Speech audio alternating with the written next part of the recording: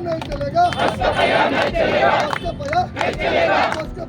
चलेगा, नहीं चलेगा, नहीं चलेगा, नहीं चलेगा। आरटीसी కార్మికుల ఐక్యత ప్రభుత్వం మండి వైఖరి ప్రభుత్వం మండి వైఖరి ప్రభుత్వం మండి వైఖరి ఆర్టీసీ కార్మికుల ఐక్యత ఆర్టీసీ కార్మికుల ఐక్యత ఐక్యత వర్ధిల్లాలి కార్మికుల ఐక్యత వర్ధిల్లాలి కార్మికుల ఐక్యత వర్ధిల్లాలి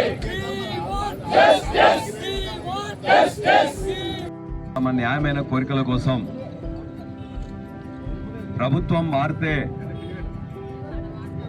ఈ ప్రభుత్వం కొత్త ప్రభుత్వం వచ్చినట్లయితే మాకు ఇంకొన్ని వెసులుబాటు కలుస్తాయనే ఉద్దేశంతో ఆనాడు ఒక విధంగా చెప్పాలంటే వారు కోరుకున్న విధంగా వచ్చిన ప్రభుత్వం వచ్చిందని చాలా మంది ఆర్టీసీ కార్మికులు సంతోషపడ్డారు.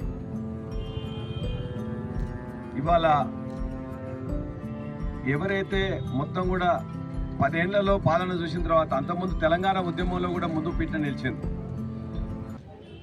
ఆర్టీసీ కార్మికులు వచ్చిన వాళ్ళకు పోయిన వాళ్ళకు తెలంగాణ వస్తే బాగుంటుందని చెప్పేసి వాళ్ళు టికెట్ కొట్టుకుంటూ డ్రైవింగ్ చేసుకుంటానే తెలంగాణ ఉద్యమాన్ని మొత్తం కూడా ఒక ఊపు తీసుకురావడానికి వాళ్ళందరూ కూడా భాగస్వాములయ్యారు. అడిగిన వాళ్ళకి ఇద్దరికి చెప్పిండ్రు మొత్తం కూడా తెలంగాణ రావాలని. తెలంగాణ వచ్చిన తర్వాత వాళ్ళకు ఒక్కసారి పిఆర్సీ 44% ఆనాడు వచ్చింది,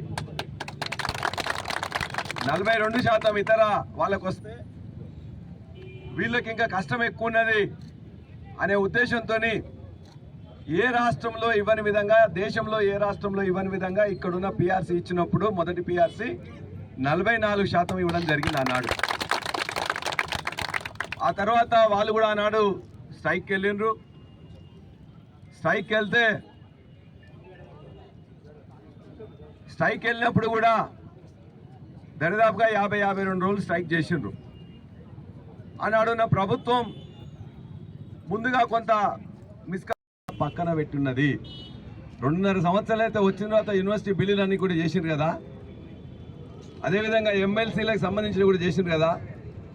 మిగతా బిల్లులు కావాలంటే రేవంత్ రెడ్డి గారు పోయి ఇమ్మీడియట్గా కూర్చొని ఆయన అందరినీ కూడా సంతృప్తిపరిచి మాట్లాడి బిల్లులను చేసుకుంటాడు కదా. మరి ఈ బిల్లుకి ఏం రోగం వచ్చింది? ఈ బిల్లు చేయడానికి ఎందుకు కూడా వాళ్ళు మనసు ఒప్పట్లేదు? దయచేసి నా ప్రశ్న అది, మీరందరూ అడుగుతున్న ప్రశ్న.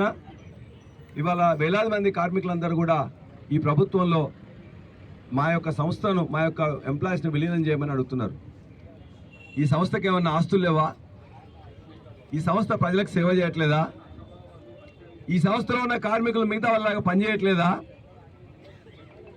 నిన్నగాక మొన్న ఒక మా చుట్టం డ్రైవర్ ఉన్నాడు, పేరు చెప్తలేను, చెప్తే మళ్ళీ ఇక్కడ ఉన్న రాజ్యాంగం వేరే కాబట్టి మళ్ళీ తీసుకోపోయి పోలీసు వాళ్ళు లోపలేస్తారు.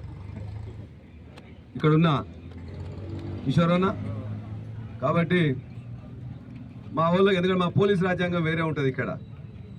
ఎందుకంటే అందరూ లోపల కనీసం అనుమతిస్తున్నారు.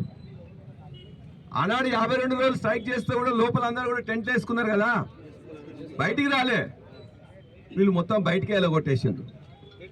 ఇంత ఎర్రటి ఎండలో మా పోలీసు అన్నలకు ఎందుకో మనసు ఒప్పట్లేదు. వాళ్ళ కనీసం ఇంత ఎండలో వాళ్ళందరూ కూడా వాళ్ళ తోటి కార్మికులు పోలీసు వాళ్ళు ఎప్పుడు ఆపినా కూడా చక్కగా అయ్యో మా పోలీసు అని చెప్పేసి వాళ్ళందరూ కూడా మంచిగా ఎక్కించుకొని పోతూ ఉంటారు. అర్ధరాత్రి అయినా అపరాత్రి అయినా కూడా ఫ్రీనే, ఒక పైసా లేకుండా వాళ్ళందరూ కూడా ఎక్కించుకొని పోతుంటాయి ఈ బస్సులు.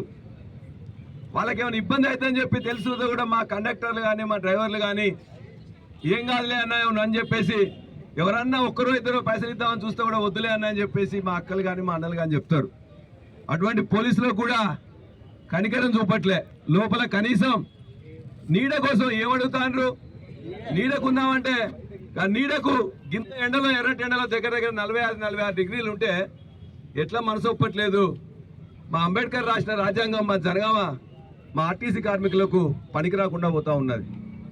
కాబట్టి ఆ రాజ్యాంగం అమలు కావాలని కనీసం మా వాళ్ళకు హక్కుగా వచ్చిన నిరసన హక్కు తెలియదా?